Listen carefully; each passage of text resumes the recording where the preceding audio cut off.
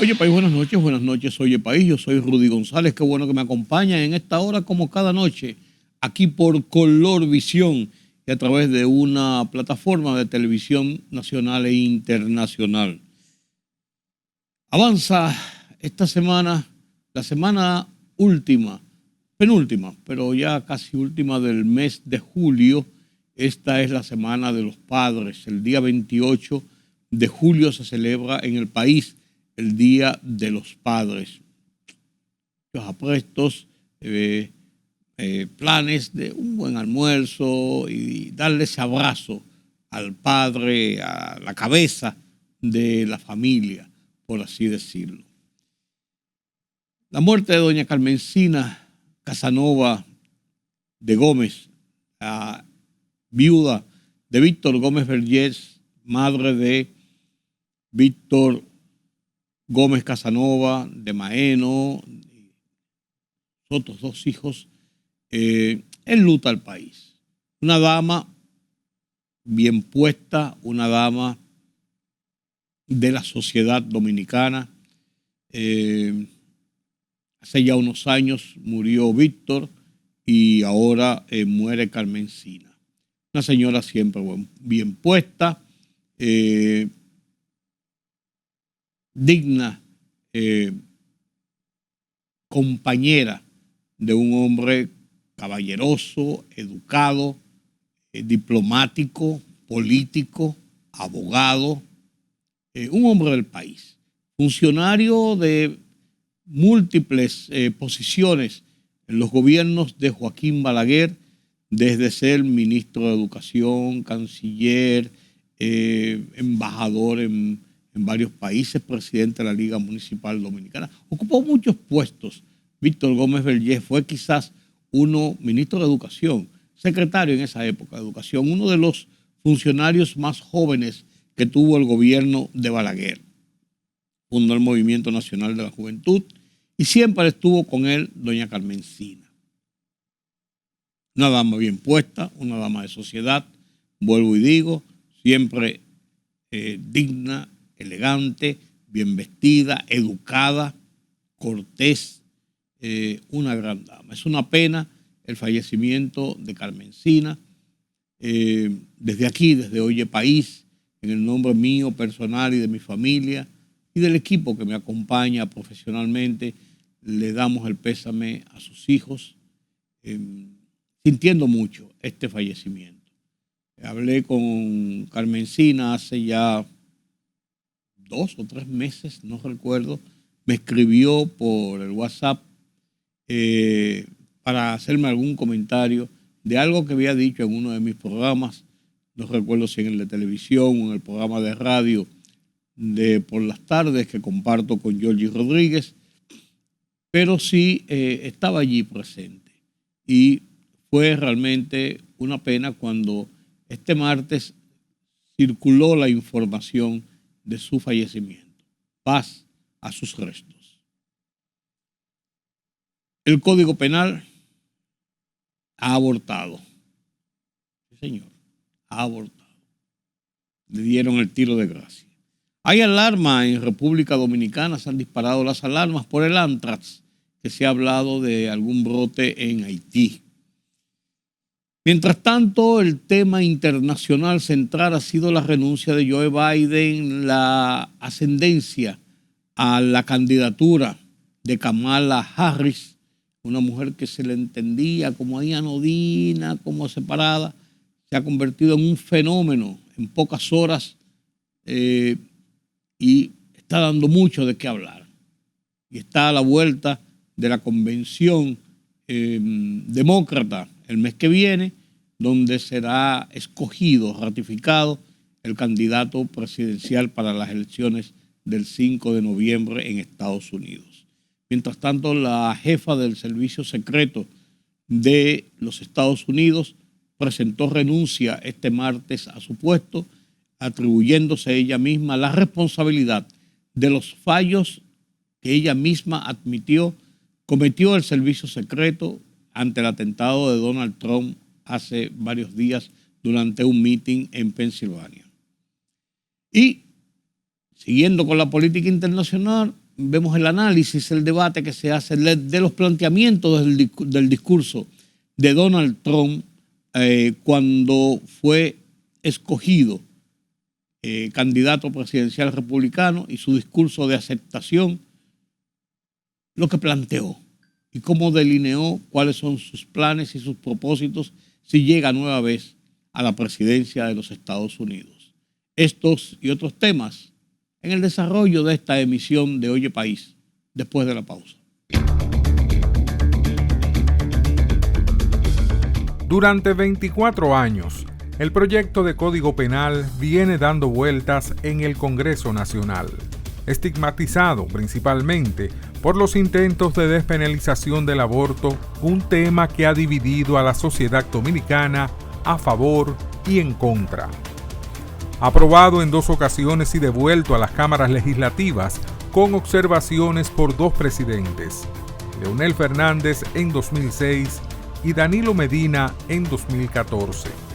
Apuntaba ahora a correr el mismo destino con el presidente Luis Abinader si los senadores y diputados se empecinaban en aprobar con algunos tremendismos la nueva versión que, aún sin las famosas 3 causales o lo que realmente es la despenalización del aborto, contiene nuevos articulados que han disparado las alarmas sobre las garantías de los derechos ciudadanos consagrados en la Constitución y de acciones para enfrentar el delito. Los senadores primero y los diputados luego estaban dispuestos a pasar ahora el proyecto por encima de todo y de todos, hasta que este lunes el presidente Abinader les salió al paso y les dio el tiro de gracia. Es una pena que eso tiene 20 años y todavía hay imperfecciones, independientemente también de que hay diferencias ideológicas y de criterio que hay en torno al código. Yo creo que ese código necesita estudiarse y consensuarse mejor. Los senadores y diputados nos han fallado nueva vez y por tanto seguimos con el Código Napoleónico de 1884. Mientras las presiones de políticos populistas, las iglesias, comunicadores, siguen haciendo lo que le vienen ganas con las necesidades de fortalecer los instrumentos que garantizan una aplicación justa y equitativa justicia. Mientras, el código abortó de nuevo hoy.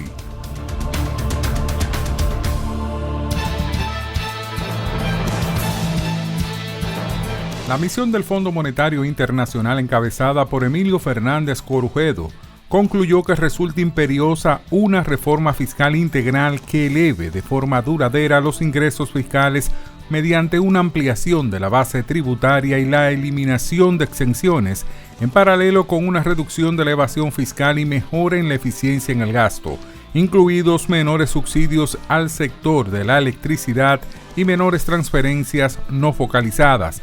El organismo, que estuvo recientemente en el país agotando una visita anual, recomendó ampliar la base impositiva, eliminar exenciones, reducir la evasión fiscal y mejorar la eficiencia del gasto. La Cámara de Diputados aprobó en segunda lectura y convirtió en ley el proyecto de la nueva estimación de ingresos del Gobierno Central para el ejercicio presupuestario del año 2024, más conocido como el presupuesto complementario. La iniciativa, que tiene como proponente al Poder Ejecutivo y modifica la Ley 80-23 del Presupuesto General del Estado del 2024, introduce modificaciones al total de ingresos y gastos para el presente año fiscal, atendiendo a la dinámica de las cuentas fiscales observadas durante la primera mitad del año en curso y a la evolución de las perspectivas macroeconómicas para el cierre de 2024. El Instituto Nacional de Bienestar Estudiantil INABI y la Organización de las Naciones Unidas para la Alimentación y la Agricultura FAO saludaron la aprobación unánime del proyecto de ley de alimentación y nutrición escolar en la Cámara de Diputados. Saludamos la decisión de la Cámara de Diputados y exhortamos al Senado a acoger este proyecto que tiene como objetivo garantizar que la alimentación escolar sea una política de Estado y no la voluntad de un gobierno de turno, como es reiterado, expresó Víctor Castro, director ejecutivo del INAVI, quien la semana pasada sostuvo una reunión con el presidente de la Cámara Baja, Alfredo Pacheco.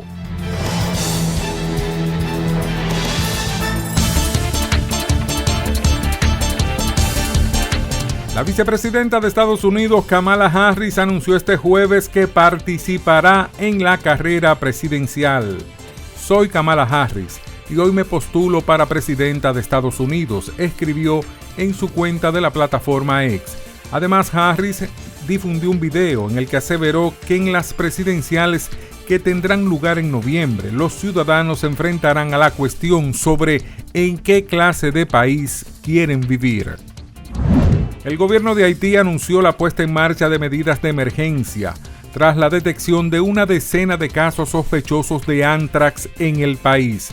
Entre las acciones adoptadas destacan la descontaminación de las zonas afectadas, la vacunación del ganado y la intensificación de la campaña sanitaria, explicó la ministra haitiana de Asuntos Exteriores, Dominique Dupont. El expresidente de Argentina, Alberto Fernández, presidente entre 2019 y 2023, no viajará a Venezuela, donde iba a actuar como observador internacional en los comicios que se celebrarán el próximo domingo, tras denunciar que el gobierno de Nicolás Maduro le pidió no hacerlo. En el día de ayer, el gobierno nacional venezolano me transmitió su voluntad de que no viajara y desistiera de cumplir con la tarea de que me había sido encomendada por el Consejo Nacional Electoral, publicó el exmandatario peronista en su cuenta oficial de la red social X, en la que mostró la carta de invitación del Consejo Nacional Electoral.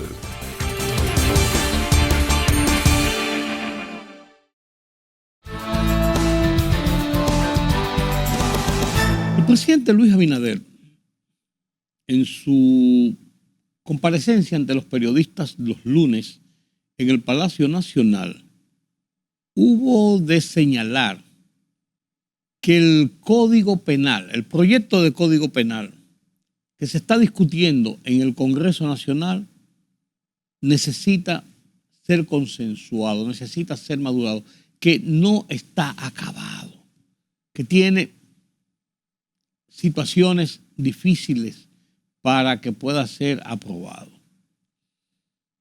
Y este proyecto de código, porque ya el proyecto inicial de código de hace 20 años se ha ido reformulando y ampliando y quitando tanto que ya no es aquel proyecto de código, quizás tenga algo en su esencia de los 419 artículos que contiene, pero ya todo ha sido transformado.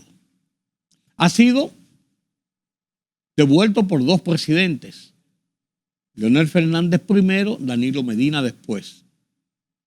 Y ahora, si hubiese sido aprobado en la forma como está concebido, después que fue sacado de una gaveta por el Senado y aprobado al vapor, por así decirlo, con una serie de nuevos articulados y de situaciones que han despertado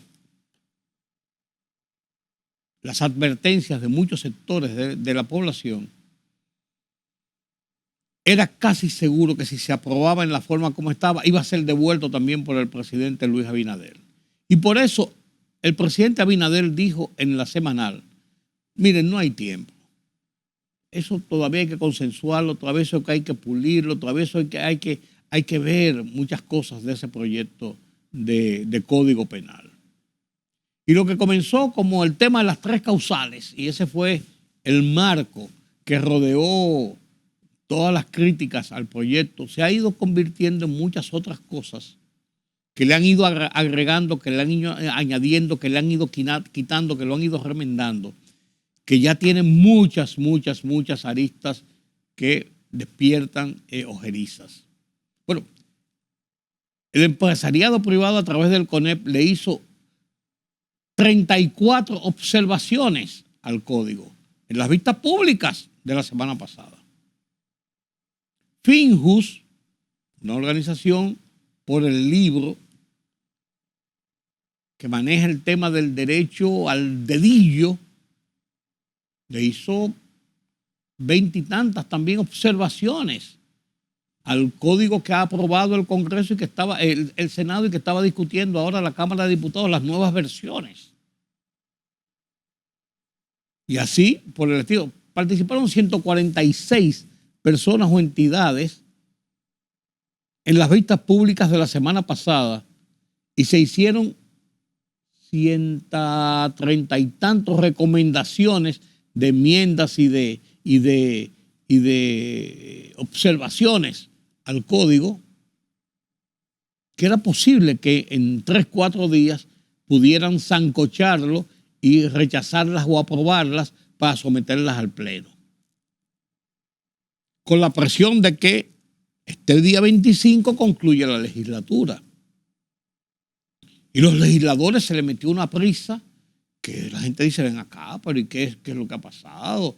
¿Qué quieren pasar de contrabando? Por el presidente Luis Abinader dijo una cosa en la semanal, que cuando participó en la fuerza de tarea conjunta de la policía, en los planes que tienen de políticas para establecer y mantener el orden público, para dotar a la policía de herramientas de persecución del delito, allí se le había planteado que hay una serie de cosas que tiene el nuevo código,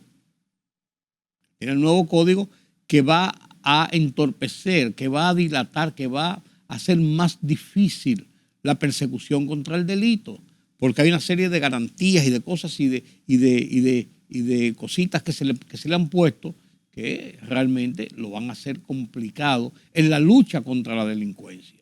Y el presidente lo dijo públicamente. Mire, precisamente me han dicho en este escenario esto y esto y esto. Entonces ahí es que dice precisamente que ese código, así como estaba, no podía pasar. Y eso era indicando que si incluso persistían los legisladores,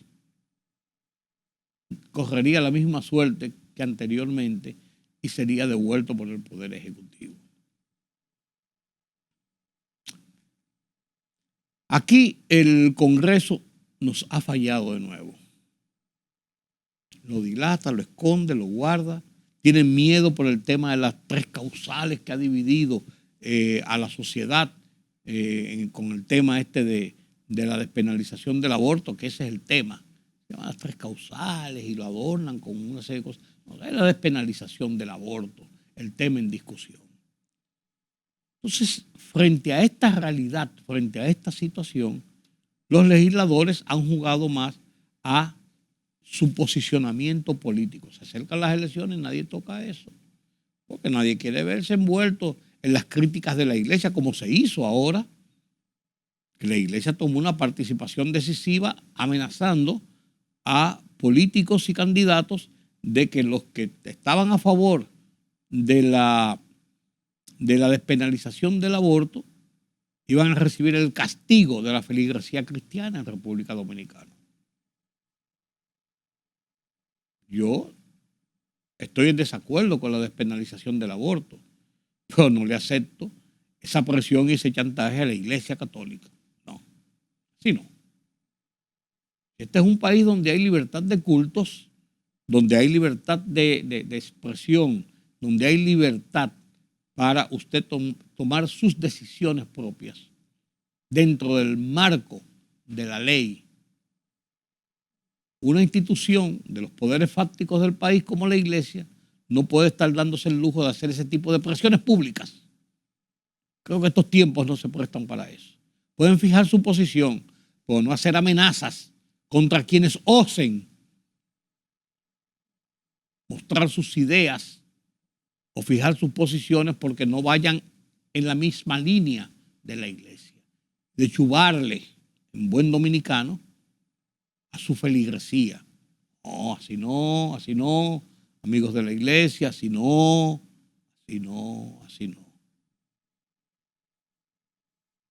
Entonces, hay cosas y cosas. El código perime cuando concluye esta legislatura, tendrá que ser introducido nueva vez a partir de la legislatura que se inicia el 16 de agosto. Tendrá que volver y entonces en ese escenario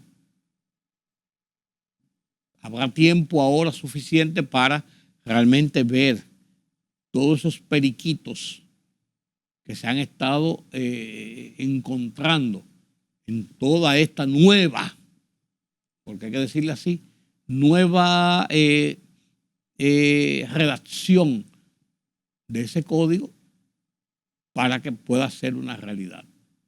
Que tenemos el código napoleónico y hay que aprobarlo a la carrera. Sí, pero hay que ver qué aprobamos. No, porque va a tener un año de vacancia ley que va a ser puesto en ejecución dentro de un año para que los sectores de la justicia puedan conocerlo y adaptarse y poder aplicarlo. Que en ese transcurso se puedan ver las cosas y enmendarlo. No, vamos a hacer las cosas bien hechas y vamos a dejar la hipocresía, la prisa, el populismo, el partidarismo, la politiquería con un tema tan importante y trascendente como el Código Penal. Así debe ser, señores. Así debe ser. No es de ninguna otra forma. Creo que la advertencia del presidente le dio el tiro de gracia a esta pretensión del momento de aprobar a la carrera con un montón de cosas traídas por los pelos o de abajo de la mesa por los señores legisladores. El tema de las versiones que han circulado de que hay un brote de anthrax en Haití.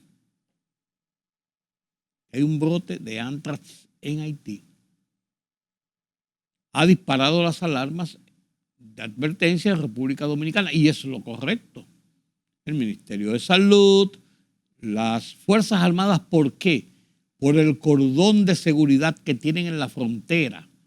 Son los más encargados de primera línea a tomar medidas de prevención para que cualquier persona que cruce de Haití a República Dominicana hasta animales traten de que no vayan a exportar para República Dominicana esta bacteria, el anthrax.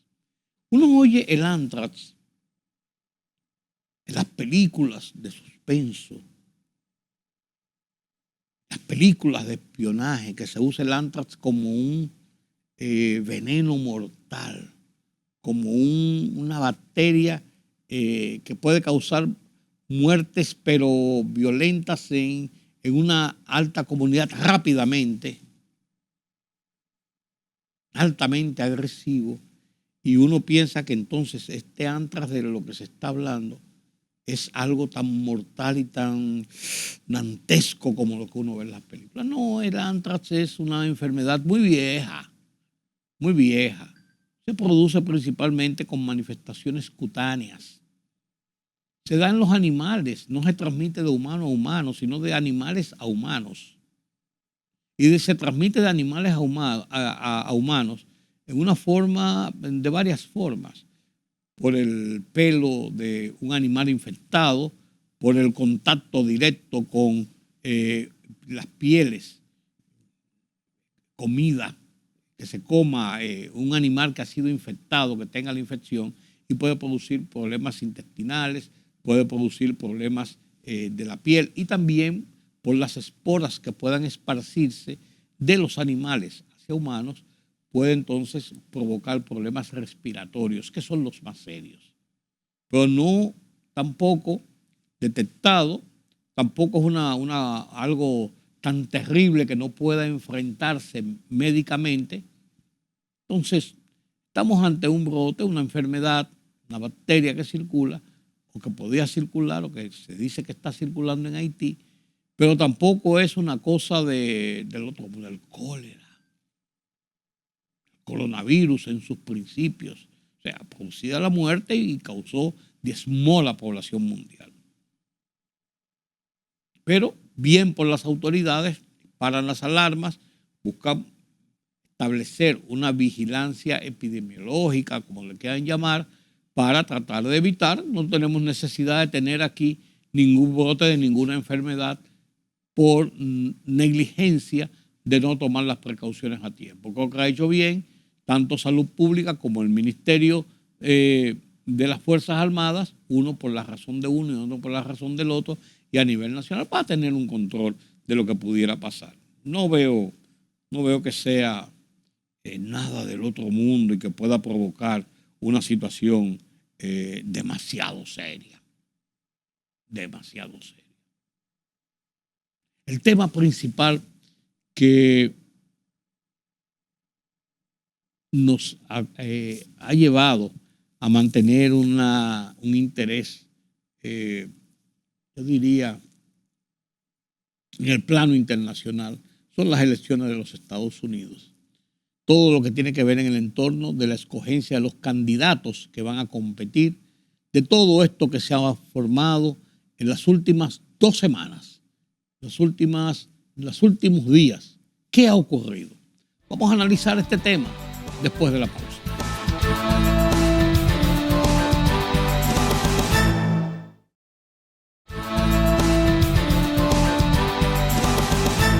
El domingo pasado,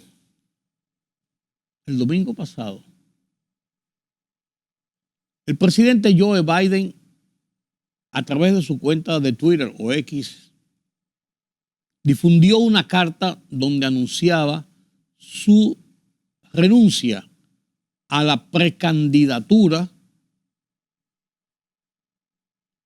por el Partido Demócrata para volver a optar por la presidencia en las elecciones del 5 de noviembre próximo.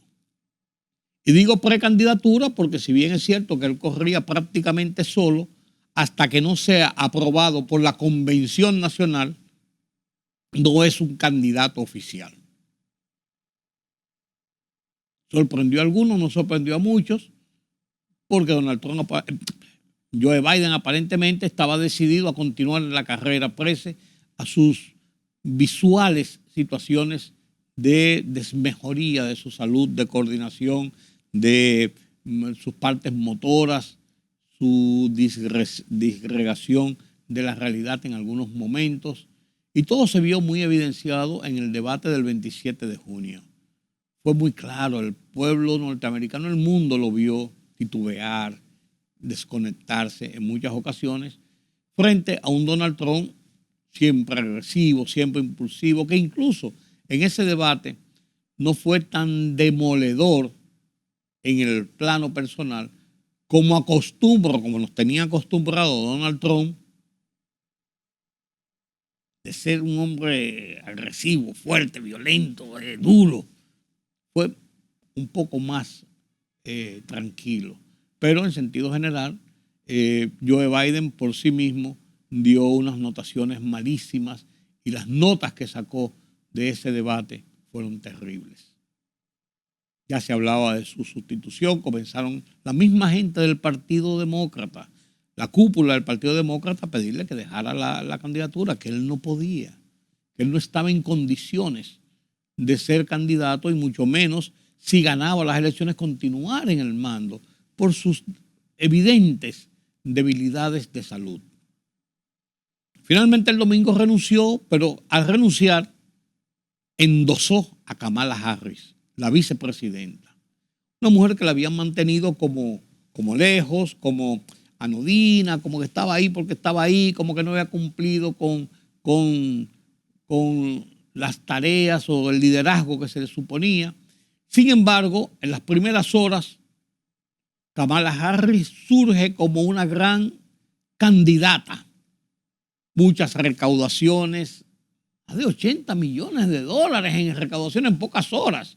En los Estados Unidos, los niveles de recaudaciones marcan una tendencia de cuáles son los niveles de popularidad y de aceptación que tiene un candidato. Recaudar $80 millones en unas horas porque simplemente se hizo el anuncio de que el presidente endosaba esa candidatura, no que la hizo candidata, sino que la endosaba para que se presentara y para que la asamblea de las primarias demócratas, que son el mes que viene, en agosto, a mediados de agosto, la escogiera como candidata a la presidencia. y estableció un récord de recaudación en los tiempos de elecciones en los Estados Unidos, Kamala Harris. Con todo y que era aparentemente una anodina, que no había cuajado, que no tenía un discurso político propio. La mujer está tirada a la calle del medio y ya se le perfila, ha recibido importantes apoyos de la cúpula demócrata y de mucha otra gente de otras latitudes en los Estados Unidos. Y esto incluso ha provocado cierto cisma en el Partido Republicano porque, caramba, esta mujer sale de buenas a primeras y tenemos que cambiar el discurso porque el discurso era contra Biden y sus deficiencias. Ahora tenemos que cambiar el discurso porque una mujer de 50 y pico de años, llena de vigor y con una popularidad que ha arropado la política norteamericana en los últimos 3-4 días. Ahora se baraja quién podría ser el compañero de fórmula para conformar un binomio que la sociedad norteamericana, los demócratas primero y la sociedad norteamericana, lo vean potable para enfrentar a Donald Trump y al Partido Republicano. Interesante lo que está pasando. La Deutsche Welle ha publicado varios reportajes sobre el tema de Kamala Harris, de la dimisión de Joe Biden y hacia dónde va el proceso electoral de los Estados Unidos.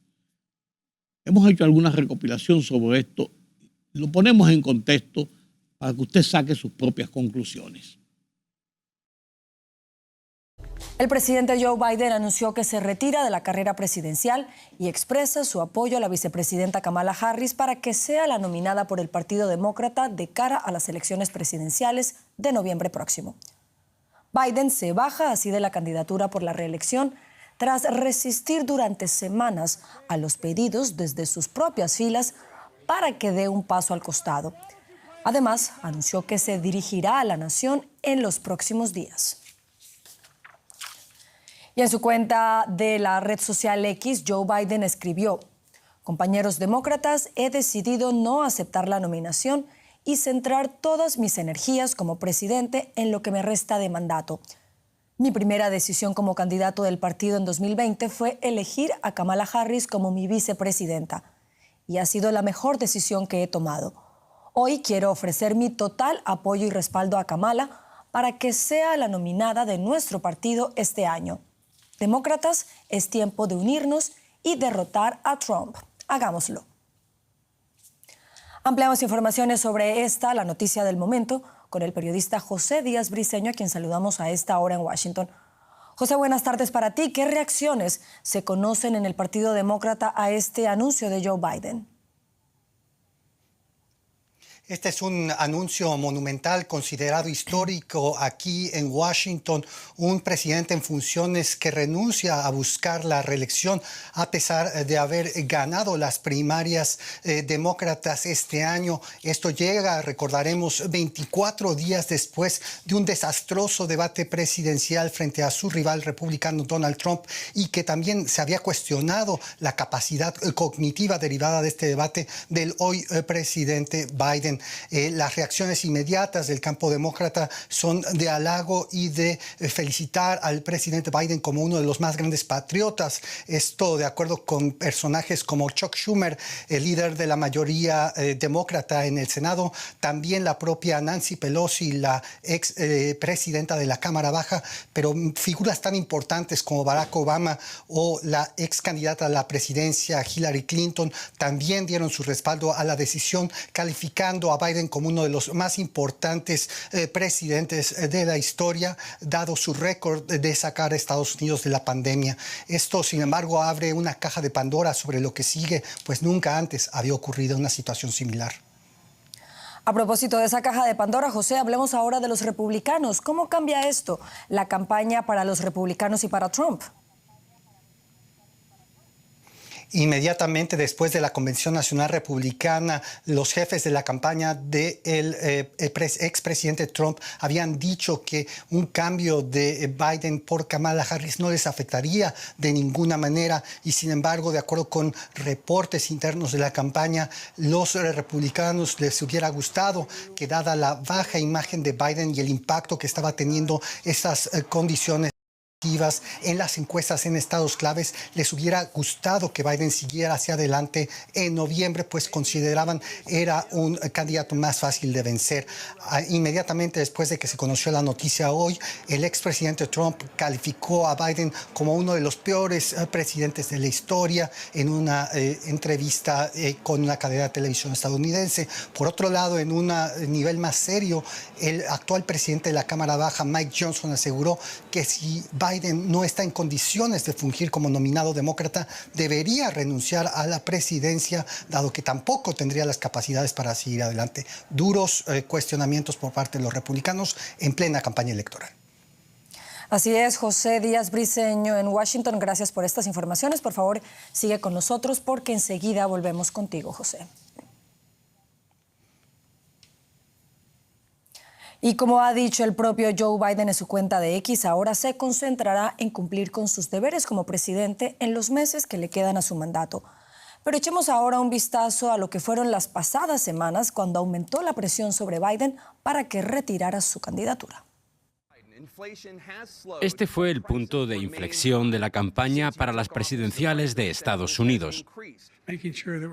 Asegurarse de que somos capaces de hacer que cada persona individual, elegible para lo que he sido capaz de hacer con él, con el COVID,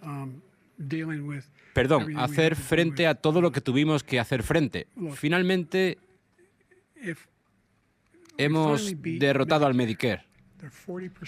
El propio presidente Biden había propuesto tener este cara a cara con Trump para disipar las dudas generadas por su edad. Un plan que salió estrepitosamente mal, porque consiguió justo lo contrario debido a lo errático de sus intervenciones. Las dudas sobre el estado de forma de Biden habían surgido ya antes del inicio de su campaña. En las apariciones públicas, tanto fuera como dentro del país, sus 81 años de edad se hacían muy patentes, como ocurrió en la cumbre del G7 celebrada en Italia. Su equipo de prensa se apresuró a restar importancia a la mala actuación de Biden en este debate. Estaba resfriado y pasó una mala noche. Yo no lo vería como otra cosa que lo que fue. Creemos que fue una mala noche. Y encima estaba resfriado. Pero cada aparición pública de Biden comenzó a ser mirada con lupa, aunque él estaba decidido a seguir como candidato. Y la carta que envió a los congresistas demócratas no sirvió para disipar las dudas. La presión iba en aumento a medida que cada vez más voces demócratas expresaban sus reservas a la candidatura de Biden, incluida Nancy Pelosi. No faltaron los elogios a los logros de Biden, como su inversión en infraestructuras o la mejora de las relaciones transatlánticas, pero a menudo iban acompañados de la convicción de que Biden ya no era el adecuado para ganar las elecciones. Y como nos contaba nuestro compañero José Díaz Briceño en Washington, también hubo reacciones por parte de Donald Trump, quien dijo lo siguiente, abro comillas, el corrupto Joe Biden no era apto para presentarse a presidente, nunca lo fue. Solo alcanzó la posición de presidente por medio de mentiras, fake news y sin salir de su sótano. Todos los que lo rodeaban, incluidos su médico y los medios de comunicación, sabían que no era capaz de ser presidente.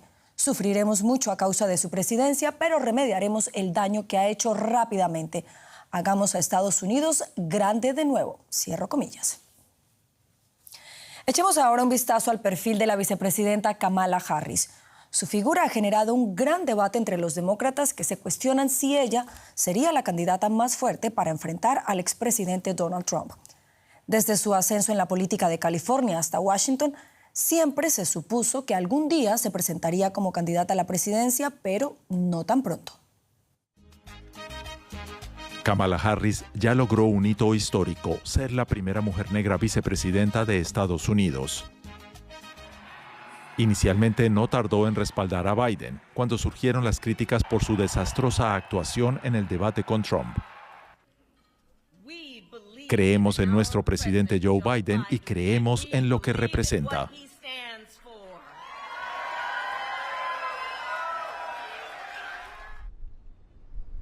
Pero poco después se multiplicaron las voces que pedían que lo relevara como candidata a la presidencia, un escenario insospechado hace solo un par de años. El inicio de su vicepresidencia se vio empañado por las críticas. Algunos aseguraban que era ineficaz y no ejercía el cargo con la rotundidad necesaria. Sin embargo, sus defensores sostenían que la marginaban y que se le exigía más por ser mujer y negra. Con todo, no sorprende que una persona que ha logrado convertirse en vicepresidenta de Estados Unidos no tire la toalla tan fácilmente. Habrá muchas veces en sus vidas en las que les dirán que eso no se puede hacer, que nunca nadie lo ha hecho, que no es el momento, que no están preparados para ello. O una que me encanta, va a suponer un montón de trabajo duro. No los escuchen. Yo me tomo un no para desayunar. Otros factores también juegan a su favor. Ya está en la carrera electoral y, como tal, heredaría automáticamente la infraestructura y los fondos de la campaña de Biden, valorados en decenas de millones de dólares. Su nombre es el más conocido entre todas las opciones y ya ha asumido un rol relevante en el tablero internacional. Es una de las principales voces en defensa del derecho al aborto, uno de los temas clave de la campaña, y ha priorizado la búsqueda de soluciones ante la crisis migratoria en la frontera. Y no menos importante, semanas después del debate, su nombre comenzó a sonar más fuerte que el de Biden entre las casas de apuestas. Ya ustedes ven lo que pasa en el Partido Demócrata y cómo están las tendencias en esto. Ahora, la voz de los Estados Unidos de América, horas antes de que Joe Biden anunciara su renuncia, en el foro interamericano que se produce para los fines de semana en la voz de los Estados Unidos de América, la BOA, hizo un debate, puso en contexto los lineamientos del discurso de Donald Trump aceptando su candidatura a la presidencia de los Estados Unidos por el Partido Republicano. Claro, el tema del disparo, del atentado y el disparo que le rompió el cartílago de la oreja derecha, generó una atención hacia Donald Trump y él ha aprovechado magistralmente esto. Que, por cierto, la jefa del servicio secreto, que admitió el lunes grandes errores en la seguridad en el entorno de Donald Trump cuando se produjo el atentado, presentó renuncia este martes a su cargo, siendo una de las personas que se le ha reputado en los últimos tiempos como una de las líderes y de las personas con más vigor en la dirección del Servicio Secreto de los Estados Unidos, el organismo que está a cargo de la seguridad de los presidentes, expresidentes, dignatarios, uno de los organismos más poderosos. Trabaja directamente con la Casa Blanca, con el despacho del presidente. La señora Kimberly Charter presentó renuncia. Entonces, la voz de los Estados Unidos, antes de esta renuncia, antes de la renuncia de Joe Biden a la candidatura, había hecho este debate interesante. Donald Trump, la historia oficial, analizando el discurso de aceptación de la candidatura. Comparto con ustedes este debate de la voz de los Estados Unidos de América y con él me despido. Hasta mañana nueva vez aquí en Color Visión. Yo soy Rudy González. Pasen un feliz resto de la noche. Presencien este debate de ideas sobre el discurso de Donald Trump. Hasta mañana. Esta semana en Milwaukee, el expresidente Donald Trump logró solidificar su liderazgo sobre el Partido Republicano tras sobrevivir un atentado contra su vida en Pensilvania. Recibir 2.387 votos de parte de los delegados para confirmar su candidatura y anunciar al senador de Ohio, J.D. Vance, como su elección a la vicepresidencia. Su discurso cambió, según él, fue reescrito después del ataque.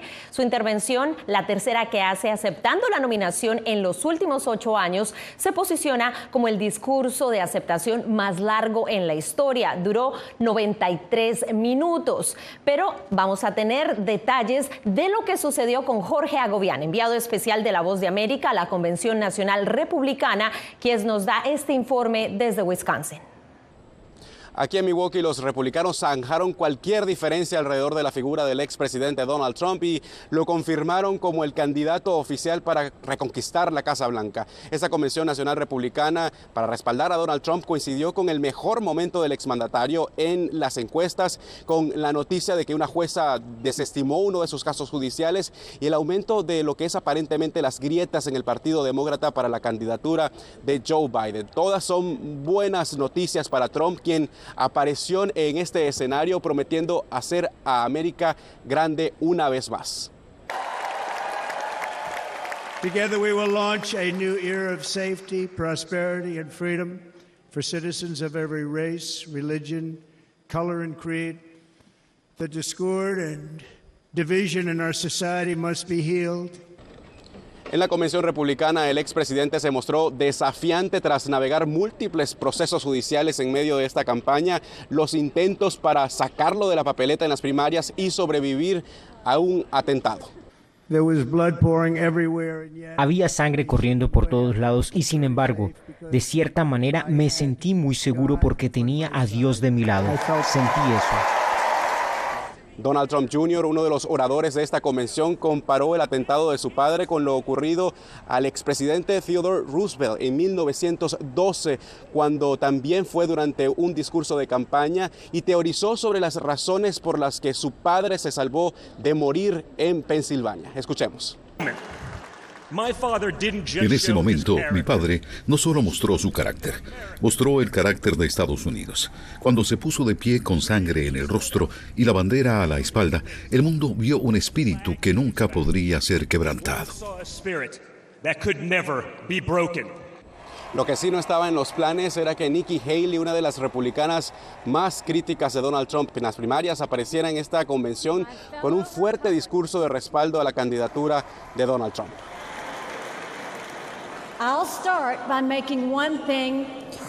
Empezaré dejando una cosa perfectamente clara. Donald Trump tiene mi firme respaldo. Punto. Una de las noticias más esperadas de la convención y que fue demorada hasta último momento fue la presentación del poco conocido senador de Ohio de 39 años, J.D. Vance, como la fórmula de vicepresidente de Donald Trump.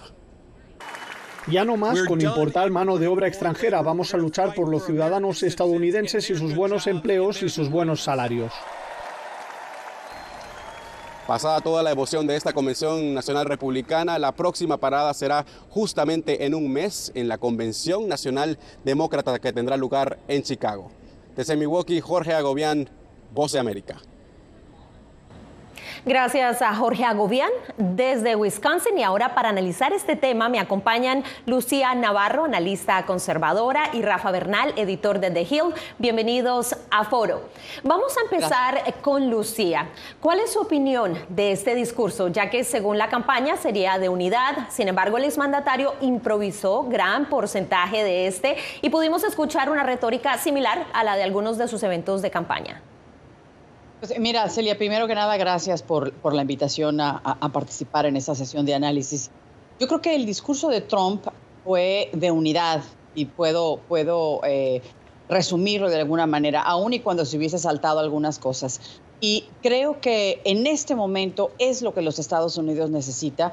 Necesita un candidato que anime a la gente a unirse, no nada más a un partido, no nada más a la gente republicana, sino a todo el país, porque la situación en la que están los Estados Unidos, a mí me parece que es bastante preocupante a nivel internacional al ver que los principales partidos están echándose unos a otros constantemente, como lo hemos visto en los pasados meses entre Trump y Biden. Gracias, Lucía. Pero realmente fue un mensaje de unidad, Rafa. En cierto sentido, explícitamente dijo que iba a ser un mensaje de unidad, pero luego, como dijiste, se metió a su discurso de siempre. En cierto sentido, sí, fue una oportunidad perdida. De la misma manera que en el debate perdió la misma oportunidad. Trump ha tenido estos dos momentos que los reflectores nacionales están sobre él, no solo los de su base, como es en sus eventos de campaña. En el primero, bueno, obviamente ante la actuación del presidente Biden, terrible actuación del presidente Biden, Trump regresó a estos llamados, muchos de ellos no ciertos, simplemente mentiras estadísticas, que pueden asustar un poco a los votantes que están en medio. Otra vez tuvo los reflectores anoche, hizo lo mismo. Y sabemos, Rafa, que el expresidente llega a esta convención con una ventaja que se ha mostrado en las encuestas, que ha crecido desde el atentado en su contra. Según la encuesta de Emerson College, realizada a principios de esta semana y publicada el jueves, Trump aventaja a Biden en el estado de Pensilvania por un margen de 5 puntos. Esto es 48% a 43% en un enfrentamiento cara a cara. Lucía, cuéntanos, ¿cómo esto se ve a futuro? ¿Cambiará la manera en la que manejan la campaña? Yo creo que en este momento la estrategia debe de ser ver hacia el futuro, mostrar a un Trump fuerte, a un Trump que de alguna forma se muestra un poco más moderado, porque yo creo que después del atentado que sufrió el sábado pasado, yo creo que la actitud de Trump cambió. Es cierto, de alguna manera mantiene su actitud agresiva porque es la personalidad de Donald Trump, pero aún así a mí me parece que moderó un poco el tono y mostró una actitud un poco humilde, si pudiera yo decirlo de esa forma, aunque habrá personas que sigan viéndolo como alguien arrogante, ¿no? Pero me parece que moderó el tono bastante, y que eso es lo que necesita hacer en este momento, porque la campaña de Biden en más de una ocasión han tratado de pintarlo como dictador, como alguien autocrático, y en este momento creo que es lo que menos necesitaría hacer Donald Trump, mostrarse con una actitud de esa manera. Por eso creo que moderó un poco su actitud, su discurso, y lo vimos a lo largo de toda la semana durante la convención, cuando escuchaba los discursos de otros y vaya, sus expresiones no eran como las del Trump que vimos, por ejemplo, hace 4 años o hace 8 años, ¿no? Rafa, Trump seleccionó a J.D. Vance, senador novato por el estado de Ohio de 39 años, como su candidato a la vicepresidencia. Lo hizo al último minuto. ¿Qué significa para el partido y para Donald Trump tenerlo a él? Es otra vez una selección. Trump busca siempre darle gusto a su base. Y es una selección perfecta para su base. J.D. Vance, fuera de que ha cambiado sus posturas, se ha vuelto el más trumpista de los trumpistas. Se ha vuelto más trumpista que Trump, en cierto sentido. Pero otra vez regresamos a las oportunidades perdidas, y siempre hay un costo de oportunidad, claro. Por ejemplo, lo que pudo haber sido el senador Marco Rubio para atraer más de ese voto latino, que puede ser crucial, por ejemplo, en Arizona y en Pensilvania incluso. Burgum, el gobernador de Dakota del Norte, que pudo haber sido crucial para atraer más a la gente de negocios. No tomó esas elecciones, pero Trump generalmente toma esas elecciones por personalidad, no por perfil. Cuando sí tomó a alguien por perfil fue el ex vicepresidente Pence, que a la mera hora Trump siente que lo traicionó en el momento más importante. Y curiosamente sabemos que es el primer candidato a la vicepresidencia, aunque podría ser vicepresidente, que tiene barba en los Estados Unidos en la era moderna. Así que en 75 años desde que tenemos un candidato así, como dato curioso. Pero Lucía, en los últimos días hemos visto a la vicepresidenta Kamala Harris responder al discurso de Vance. Lo hizo este jueves en Carolina del Norte durante un evento de campaña, mientras el presidente Joe Biden se recupera de COVID, pero se le escuchó más combativa y al mismo tiempo más presidencial, o por lo menos en lo que escuchamos durante esa jornada. ¿Qué podemos esperar de un eventual debate entre ellos dos, los dos que vienen de la Escuela de las Leyes? Bueno, yo creo que aun y cuando, quien está en la oficina oval o la vicepresidencia tiene cierta ventaja sobre cualquier candidato porque tiene información que el otro no tiene, Yo creo que Kamala Harris y su imagen está bastante debilitada. Yo creo que la imagen de J.D. Vance, el perfil que él presentó, la historia de su vida que él presentó, hablar de su madre que tiene 10 años en recuperación, o vaya, sin consumir sustancias prohibidas, sin consumir drogas, haber hablado de su abuela, la manera en la que motivó a la gente a llamarle Moma a la abuela, y que todo el mundo empezó pues a seguir el juego, ¿no? A decir la palabra, a gritar la palabra. Yo creo que J.D. Vance conectó con la audiencia. Creo que tiene una posibilidad impresionante de llegarle al votante joven, que siempre es un voto codiciado, no nada más el voto hispano. El voto joven en este momento, el voto de los millennials, y él se refirió en varias ocasiones específicamente a la gente del periodo de los millennials. Yo creo que es un voto importante, y creo que J.D. Vance haría un papel bueno en un debate con Kamala Harris, definitivamente. Rafa, y si llegara a salir de la carrera electoral el presidente Biden, ¿sería Harris una buena opción? ¿Tendría ella el apoyo? Es la opción más lógica, y por tres razones. La primera, porque el dinero de campaña lo han recolectado juntos, es la campaña Biden-Harris. Entonces el dinero de campaña se queda, se facilita por muchas razones burocráticas, que no hay tiempo de explicar a detalle. La otra, porque la vicepresidenta Harris ha tenido una mejor actuación en los segundos 2 años de la administración, que sus primeros 2 años fue una imagen pública bastante mala, bastante castigada, no encontraba su lugar.